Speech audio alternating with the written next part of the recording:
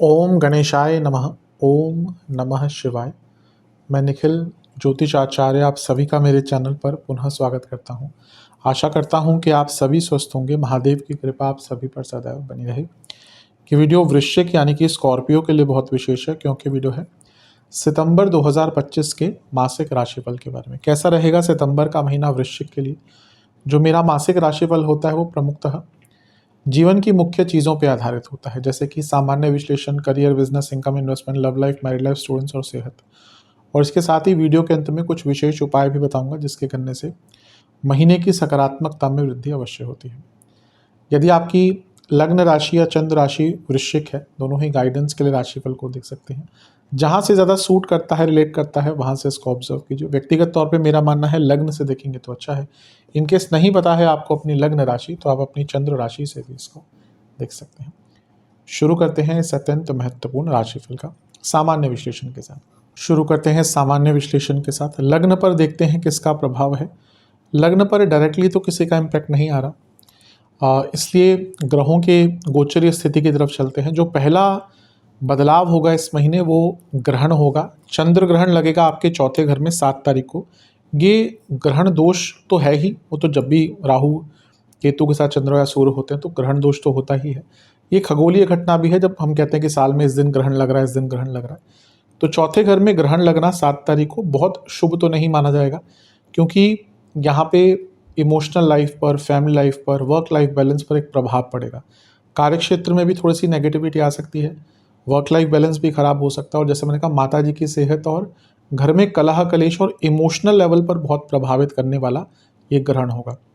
यहाँ पे जब ग्रहण लग रहा है तो बुध सूर्य का भी प्रभाव चौथे घर पर होगा, तो एक कन्फ्यूजन की स्थिति और घर के बड़े लोगों के साथ या घर के लोगों के साथ मनमुटाव, इसकी संभावना बहुत बन जाती है। 7 तारीख को ये ग्रहण लग रहा है तो थोड़ा सा वल्नरेबल टाइम होता है इमोशनली। जितना अपने आप को विड्रॉ रखें एक्विजिशन से, जितना अपने आप को कन्फ्रंटेशन से, आर्ग्यूमेंट से अलग रखें, उतना आपके लिए अच्छा रहेगा।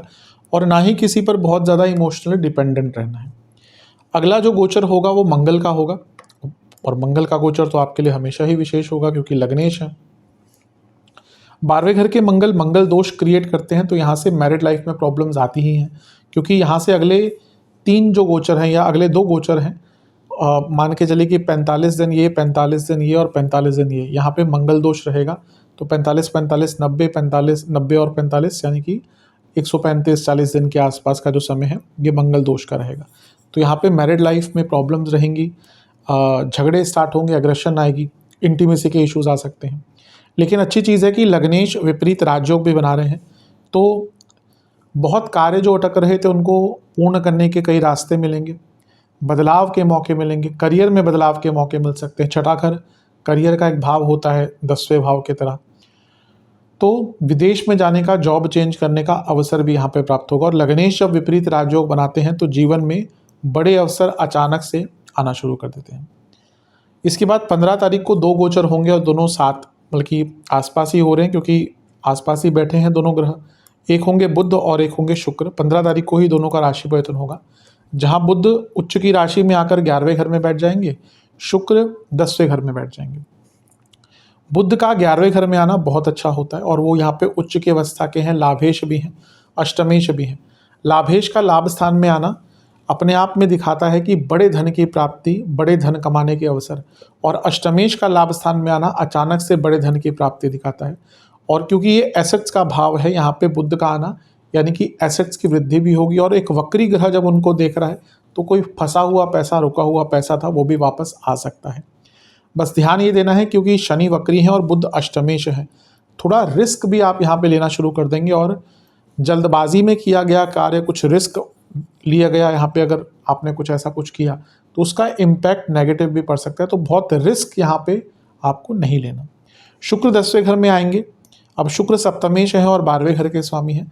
यहाँ पे ना भयंकर ऑफिस पॉलिटिक्स शुरू होने वाली है। भयंकर, मैं हमेशा कहता हूँ शुक्र ऑफिस पॉलिटिक्स, बाकी भी कुछ ग्रह होते हैं लेकिन मेन शुक्र। 10वें घर में शुक्र का आना और केतु के साथ बैठना, यानी कि पता ही नहीं चलेगा कि पीठ पीछे हो क्या रहा है, कौन विरुद्ध है, कौन साथ में है, किस पर विश्वास करें, किस पर नहीं करें। क्योंकि शुक्र सप्तमेश भी हैं, अकेले आते तो मैं कहता प्रमोशन का योग बन जाता है, लेकिन केतु के साथ आ रहे हैं तो दो चीज़ें हैं, या तो हाथ आई प्रमोशन निकल जाएगी, या फिर अगर प्रमोशन होती भी है तो कोई बहुत डिज़ायरेबल नहीं होगी। और शुक्र केतु की जोड़ी हमेशा ही लव लाइफ, मैरिड लाइफ के लिए अच्छी नहीं होती। डिपेंड करता है किस भाव में है, उसकी इंटेंसिटी से आता है। क्योंकि 10वें भाव में है तो ये कहीं ना कहीं मैरिड लाइफ में इमोशनल प्रॉब्लम्स और इन लॉज की दिक्कत, और लव लाइफ में आकर्षण की कमी एक दूसरे के प्रति लेकर आएगा। शुक्र केतु की जोड़ी बहुत अच्छी नहीं होती। इसके बाद सूर्य का गोचर होगा, कब होगा? 17 तारीख को, और वो आ जाएंगे आपके 11वें घर में। 11वें घर के सूर्य भी श्रेष्ठ होते हैं, उच्च के ग्रह के साथ बैठ गए। 10वें घर के स्वामी हैं सूर्य, 8वें घर के स्वामी के साथ बैठे हैं। जॉब चेंज करना चाहते हैं तो 17 तारीख के बाद का टाइम, करीबन 1 महीने का, या लेट्स से कि 2 हफ्ते का, जब तक बुध भी यहाँ पर है तो काफ़ी अच्छा रहेगा। इसके बाद लगेगा सूर्य ग्रहण। पहला लगा था चंद्र ग्रहण पूर्णिमा पर 7 तारीख को। 21 तारीख को लगेगा सूर्य ग्रहण, जो साल का आखिरी ग्रहण होगा, जो खगोलीय घटना होती है। 2 लग चुके थे मार्च में, 2 लग रहे हैं सितंबर में। सूर्य ग्रहण लगता है अमावस्या पर, और अमावस्या कब होती है? जब सूर्य चंद्रमा साथ में होते हैं। 11वें घर का ग्रहण कोई बहुत बुरा नहीं होता। जैसे मैंने चौथे घर के ग्रहण की बात करी थी, वो तो नकारात्मक थोड़ा कह सकते हैं उसको। 11वें घर का ग्रहण कोई बहुत बुरा नहीं होता। रुका हुआ पैसा, रुका हुआ काम, कुछ अनकन्वेंशनल तरीका कुछ प्राप्त करने का, और जीवन में अचानक से ऐसे रास्ते खुल जाना जिसके लिए आप तैयार नहीं थे, और ये जीवन के हर एरिया में अप्लाई होगा। करियर, बिजनेस, धन, हर चीज़ में अचानक से नए रास्ते आने वाले कुछ दिनों में आपको प्राप्त होंगे 21 तारीख के बाद। लेकिन 11वें घर में जब ग्रहण लगता है तो व्यक्ति, मैंने लालच की बात करी थी, वो फिर से दिख रहा है कि लालच में पड़कर, बिना सोचे समझे कोई निर्णय लेकर, इस प्रकार की चीज़ों में लिप्त होकर व्यक्ति अपना नुकसान करा लेते हैं। ये जो ग्रहण लग रहा है, इस पर वक्री शनि का प्रभाव भी है, जो अपने आप में बता रहे हैं कि ग्रहण क्या है? अंधकार है, और वक्र क्या है? मंदता और पीछे जाना। तो कहीं ना कहीं ये वो टाइम भी है जब बैठकर थोड़ा सोचिएगा कि कहाँ पे गलतियाँ हुई, कहाँ पे बेटर करना है। मंगल के बारे में एक बात बताना मैं भूल गया कि राहु और गुरु का प्रभाव है, तो क्योंकि लग्नेश है मंगल, विदेश में तो लाभ मिलेगा ही, खर्चे भी थोड़े से बढ़ेंगे, लेकिन मंगल पर यह प्रभाव वृद्धि का साइन है, यानी कि आपको अपने जीवन को बढ़ाने का, इंक्रीज करने का मौका यहाँ पर मिल सकता है। तो ओवरऑल देखिए महीना ठीक है। जो भी मैंने कुछ सेंसिटिव चीज़ें कही हैं उनका ध्यान दीजिएगा। पंचम में वक्री शनि रहेंगे, और ये वो महीना है जब शनि अति वक्र हो जाएंगे, मतलब कि सबसे ज़्यादा वक्रता इसी महीने रहेगी। सूर्य जैसे राशि बदलेंगे यहाँ पे 17 सितंबर के बाद, उसके बाद जैसे सूर्य आगे बढ़ना शुरू करेंगे, शनि की जो वक्रता है वो कम होना शुरू हो जाएगी। ये अच्छी चीज़ है। लेकिन इस महीने आप ये देखेंगे ना, प्रॉब्लम अति वक्र के कारण क्या होगा, आप चीज़ों को एनालाइज थोड़ा स्लो कर पाएंगे। ये आप देखेंगे, अनुभव करेंगे, तो अपने माइंड को फ्रेश रखिए, जिससे जब कोई ऐसी स्थिति आती है जहाँ पे अपने आप को अप्लाई करना है, तो वहाँ पे अप्लाई कर पाए। विशेष प्रेक्षण, अपने फ्रेंड्स के साथ टाइम बिताइएगा, उसकी आवश्यकता दिख रही है। भाग्य का साथ मिलेगा, लेकिन आध्यात्मिक भी रहिएगा। मॉरली करेक्ट होना अच्छी बात है, लेकिन उसके लिए अगर संबंध खराब हो रहे हैं तो कहीं ना कहीं ध्यान दीजिए। हर जगह मॉरली करेक्ट होने का भी फ़ायदा नहीं, स्पेशली पर्सनल लाइफ में कहीं ना कहीं हमें थोड़ा कॉम्प्रोमाइज़ करना ही पड़ता है। अपने ऊपर विश्वास बढ़ाइए, उसकी कमी थोड़ी सी दिख रही है। और सबसे इम्पोर्टेंट बात है, जो करना चाह रहे हैं ना, उसमें स्टेबिलिटी से आगे बढ़िए। अभी लगता है कि कुछ दिन आप कार्य, जो भी आपका प्लानिंग है, एम है, उस पर काम करते हैं, फिर छोड़ देते हैं। ये महीना ज्ञान प्राप्ति का है, जैसे मैंने आत्ममंथन की बात करी उसका है, और अपने आत्मा से अपने आप को जोड़ने का है। हम सब कहीं ना कहीं अपनी आत्मा से जुड़े नहीं हैं। हम अपनी आत्मा से जुड़कर तभी परमात्मा तक पहुंच सकते हैं। तो ये महीना है, खैर ऐसा नहीं कहूँगा कोई भी नहीं है, हर व्यक्ति का आध्यात्मिक स्वरूप, आध्यात्मिक चेतना अलग अलग लेवल पे होती है। तो अगर आप वैसे व्यक्ति हैं जिनकी आध्यात्मिक चेतना नहीं जागृत हुई, तो ये महीना उसके लिए अच्छा है, और अगर ऑलरेडी आप उस प्रोसेस में हैं तो उसको आगे बढ़ा सकते हैं। तो महीना बुरा नहीं है, लेकिन जो भी मैंने कहा ध्यान देने वाली बातें, उन पर ध्यान दीजिएगा। करियर के दृष्टिकोण से थोड़ा सेंसिटिव महीना है, क्योंकि 10वें घर में देखिए, पहले तो ग्रहण दोष लगा हुआ है, ठीक है। ग्रहण दोष, जो मैं ज्योतिषीय दोष की बात कर रहा हूँ, इस महीने 2 खगोलीय ग्रहण भी लग रहे हैं, जो खगोलीय घटना होती है। अब 10वें घर के स्वामी केतु के साथ बैठे हैं, ये प्रॉब्लम्स इंडिकेट करता है कि ना प्रॉब्लम्स कार्य क्षेत्र में आ रही होंगी। कुछ लोग जॉब छोड़ने का भी प्रयत्न कर रहे होंगे, लेकिन जॉब नहीं मिल पा रही होगी। कुछ लोगों के बॉसेस से प्रॉब्लम स्टार्ट हो गई होगी, और ये महीने के शुरुआती भाग में तो रहेगा ही। 7 तारीख को ग्रहण लगेगा, कहाँ लगेगा? आपके चौथे घर में। कौन सा ग्रहण होगा? चंद्र ग्रहण, जिसमें आपके नवमेश इन्वॉल्व होते हैं। क्यों? क्योंकि चंद्रमा है तो इन्वॉल्व होंगे ही। और नवम भाव क्या है? बॉसेस का। 7 तारीख के आसपास बॉसेस से बहुत झड़प, बहुत बड़ा आर्ग्यूमेंट, या उनके द्वारा आपको तंग किया जाना, ये रहेगा। और क्योंकि चौथे घर में ग्रहण लग रहा है तो ये वर्क लाइफ बैलेंस बिगाड़ता ही है। हो सकता है पर्सनल लाइफ में कुछ चल रहा हो, उसका प्रभाव प्रोफेशन पर पड़ेगा ही, और बॉसेस से दिक्कत आएगी।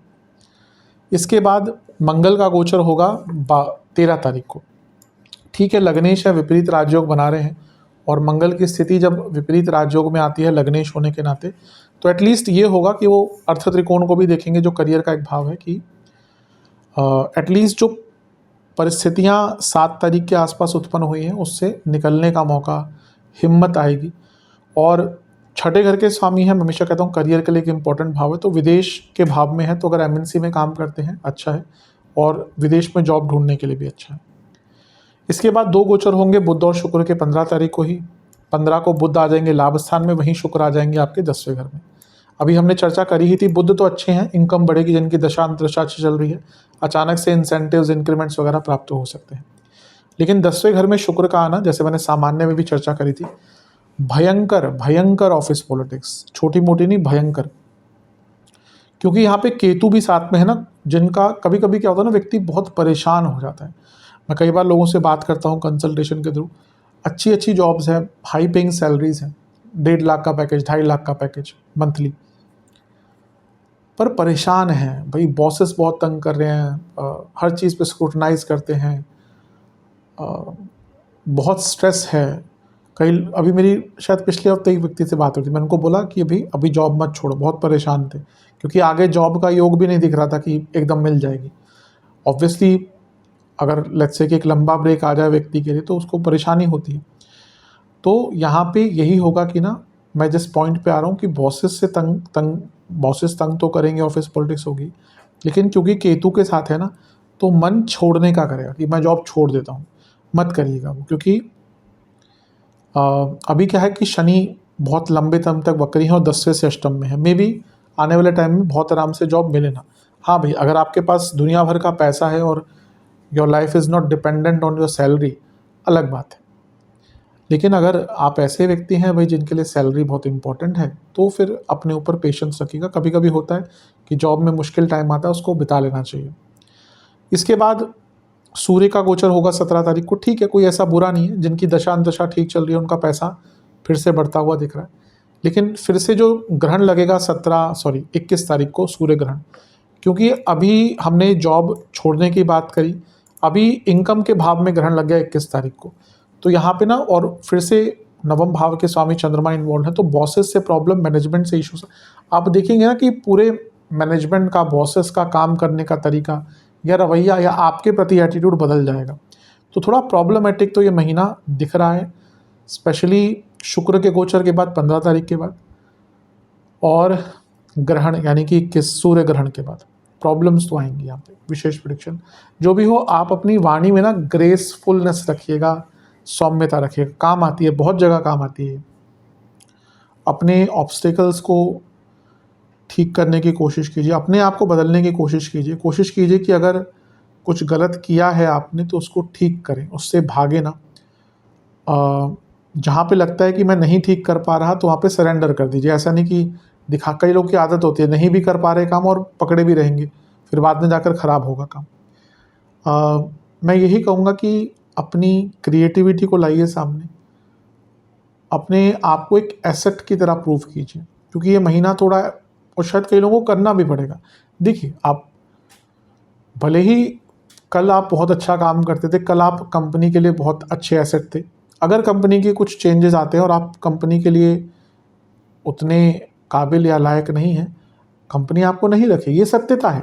ये सत्यता है। आपकी भले ही सैलरी कितनी हो, किसी भी ओहदे पे हो, अगर आप नहीं कंपनी के लिए यूज़फुल हैं तो कंपनियां निकाल देती हैं। आजकल जो कॉर्पोरेट कल्चर है, पहले होता था, हमने भी सुना था कि भाई मैंने भी कई अपने बचपन में देखा था कि हाँ, एक व्यक्ति ने बहुत लंबा टाइम एक कंपनी में दिया, तो जब रिटायरमेंट के बाद भले ही प्राइवेट कंपनी उनका ध्यान रखती थी या सब कुछ करती थी। कुछ कंपनियां आज भी हैं जो एक मॉरल पे चलती है, पर अधिकतम जगह ये ऐसा होता नहीं। तो ना, जैसे मैंने कहा, आपको अपने आप को प्रूव करना पड़ेगा कि आप कैपेबल और डिजर्विंग हैं। इस महीने ऐसा हो सकता है। थोड़ा सेंसिटिव है महीना करियर के दृष्टिकोण से। चलते हैं बिजनेस की तरफ। जहाँ तक बिजनेस की बात है, वैसे ठीक ठाक है महीना। सप्तमेश जो है 15 तारीख तक भाग्य स्थान लक्ष्मी स्थान में रहेंगे, पैसा आएगा ही। हाँ, शनि वक्री होकर सप्तम भाव को देख रहे हैं तो मंदता रहेगी। पहला प्रभाव ग्रहण का होगा, चंद्र ग्रहण चौथे घर में लग रहा है जो सप्तम से 10वां है, यानी कि थोड़ी बाधाएं आएंगी 7 तारीख के आसपास। 2-3 दिन इधर 2-3 दिन उधर, कुछ बाधाएं, कुछ काम अटकना। और अगर फैमिली बिजनेस है आपका, फिर तो बहुत केयरफुल रहेगा। 13 तारीख को मंगल का बदलाव फिर भी ठीक है, क्योंकि लग्नेश हैं, विपरीत राजयोग बना रहे हैं और यहाँ से सप्तम भाव को ही देखेंगे। विपरीत राजयोग बनाता हुआ लग्नेश, यानी कि बड़े बदलाव, विदेश से धन बदल, कुछ ट्रांसफॉर्मेशन जो आप चाह रहे थे, बिजनेस में इन्वेस्टमेंट, बिजनेस में पैसा लगाने का मौका, बिजनेस में स्ट्रक्चर या मशीनरी चेंज करने का मौका आपको प्राप्त होगा, ये भी बहुत अच्छा है। इसके बाद बुध और शुक्र का गोचर होगा। 15 तारीख को बुध उच्च के हो जाएंगे, शुक्र 10वें घर में आ जाएंगे। बुध की स्थिति भी बहुत अच्छी है।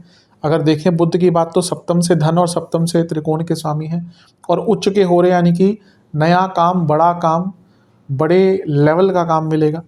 शुक्र का 10वें घर में आना थोड़ा सा पार्टनर्स के बीच में मतभेद और कन्फ्यूजन क्रिएट कर सकता है, और थोड़ा सा ना कॉम्पिटिटर से भी बच के रहिएगा। जो आपके कॉम्पिटिटर्स हैं वो यहाँ पे आपके विरुद्ध कुछ करने का प्रयास करेंगे।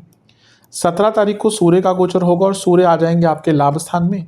ये भी अच्छा है, कर्म भाव का स्वामी लाभ स्थान में है और सप्तम से त्रिकोण में है, तो काम बनेंगे, अटके काम बनेंगे, अटके कामों में वृद्धि होगी।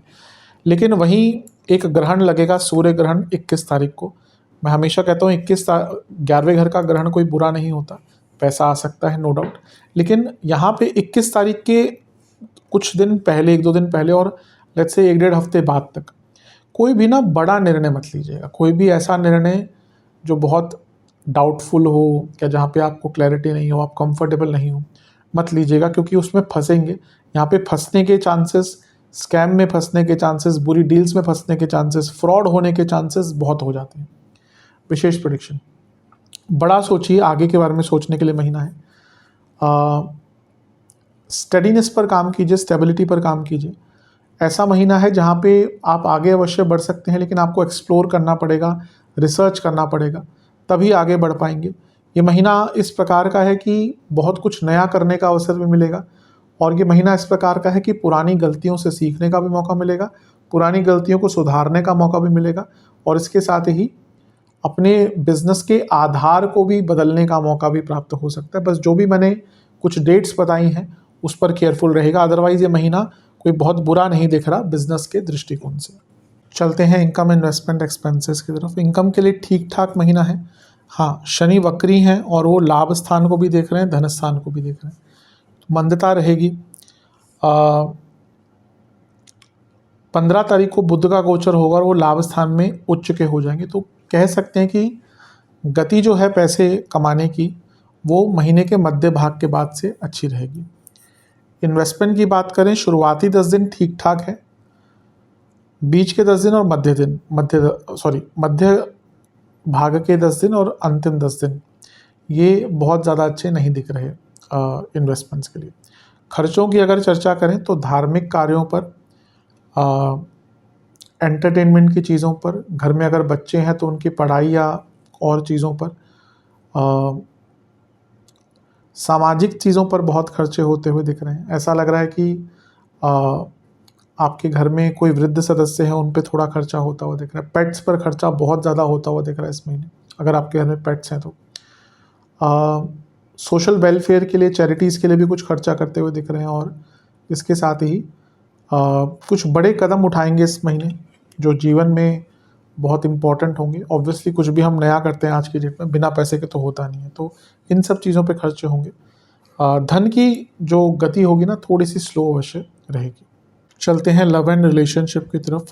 नो कॉन्टैक्ट सिचुएशन से स्टार्ट करते हैं। चांसेस हैं इस महीने, पूरे चांसेस हैं कि अगर बातचीत बंद हो गई थी तो वो दोबारा स्टार्ट हो सकती है।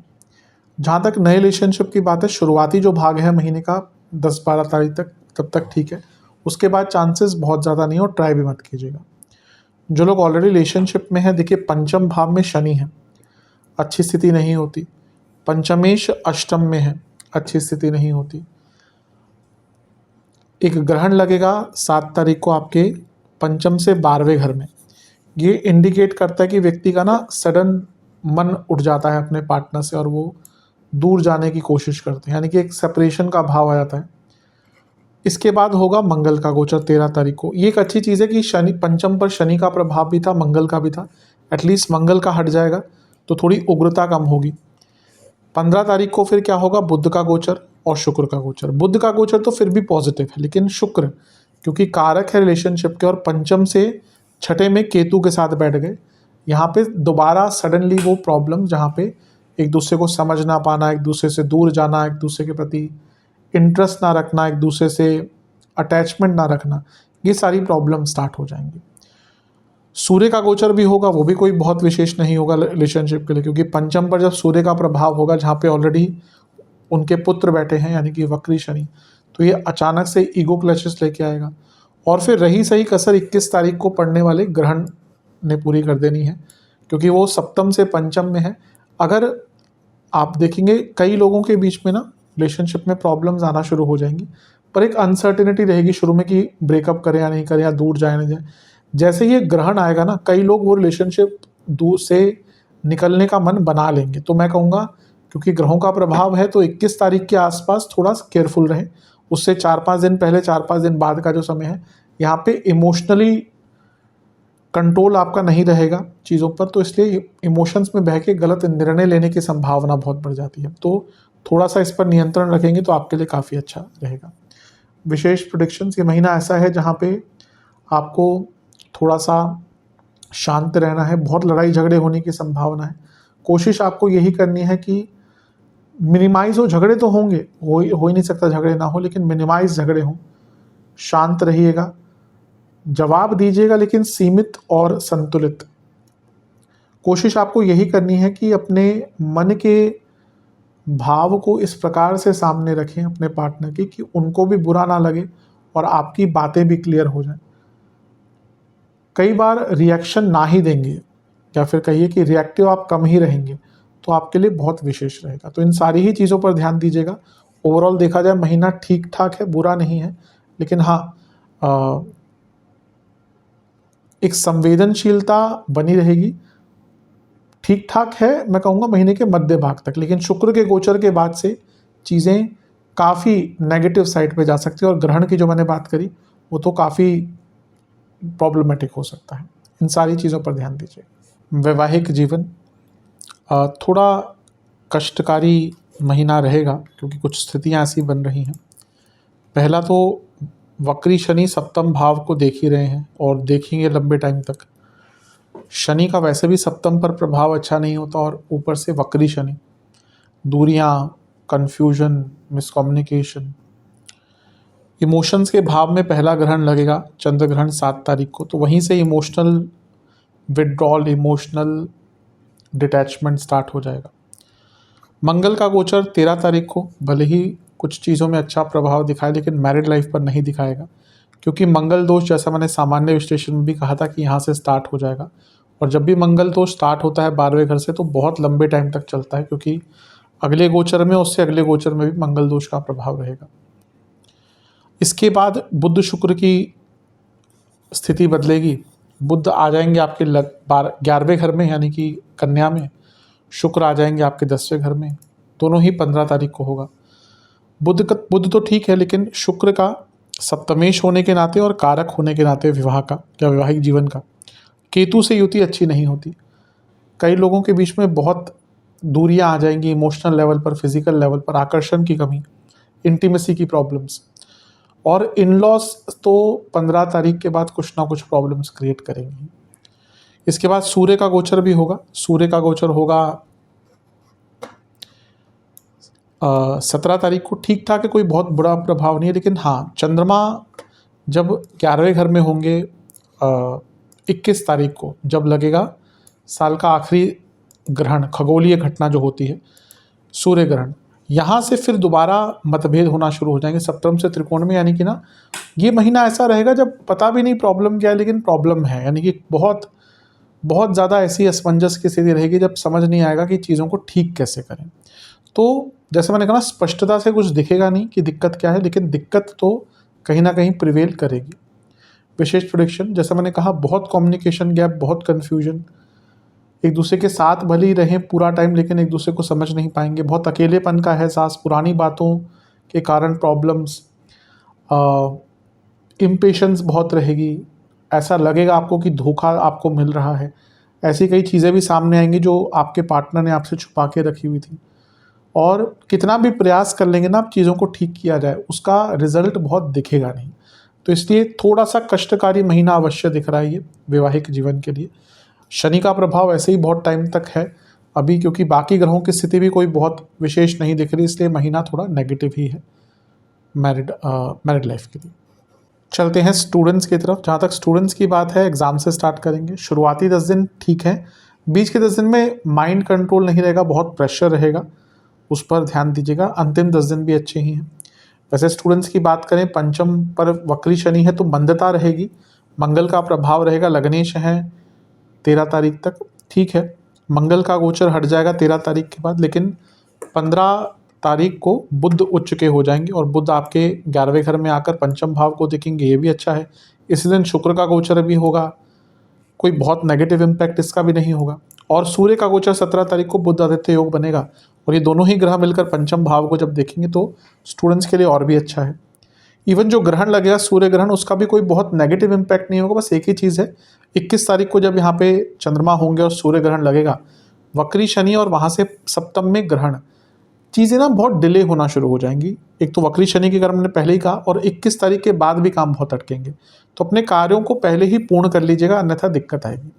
विशेष प्रेडिक्शन, ये महीना नया सीखने का है, कुछ अपने कम्युनिकेशन पर काम करने का है, एक नई विजन का है। एक्साइटमेंट और ओवर एक्साइटमेंट से बचिएगा। जहाँ कन्फ्यूजन है वहाँ पे अपने आप को सीमित कर लीजिएगा, किसी से पूछिएगा, और बहुत सारे बदलाव एक साथ लाने का प्रयत्न मत कीजिएगा। बहुत बुरा महीना तो नहीं है, लेकिन हाँ, फोकस की कमी और डिलेज ये तंग करेंगे। सेहत की तरफ चलते हैं। जहाँ तक सेहत की बात है, इस महीने ज़्यादा ध्यान उनको देना है जिनको कफ बहुत रहता है, इन्फेक्शंस जिनको बहुत रहते हैं या ऑलरेडी चल रहे हैं, इंडाइजेशन, कोलेस्ट्रॉल की प्रॉब्लम है, लिवर से संबंधित कोई रोग है, उनको ज़्यादा ध्यान देना है। शुरुआती 10 दिन में कमर के आसपास का दर्द, पेट के रोग, सांसों से संबंधित प्रॉब्लम, मानसिक विकार। बीच के 10 दिन में इन्फेक्शंस, फीवर, बॉडी में वात की प्रधानता, पुनः मानसिक विकार, एंग्जाइटी आदि। अंतिम 10 दिन में जिनको डायबिटीज़ है उनकी प्रॉब्लम रहेगी, बढ़ेगी। आँखों के रोग और पुनः कफ रोग और सांसों से संबंधित रोग, जिनको ऑलरेडी ये प्रॉब्लम्स हैं थोड़ा सा केयरफुल रहें, क्योंकि जिनको सांस की प्रॉब्लम है, इस प्रकार की इश्यूज़ हैं, उनको थोड़ा ध्यान देना है।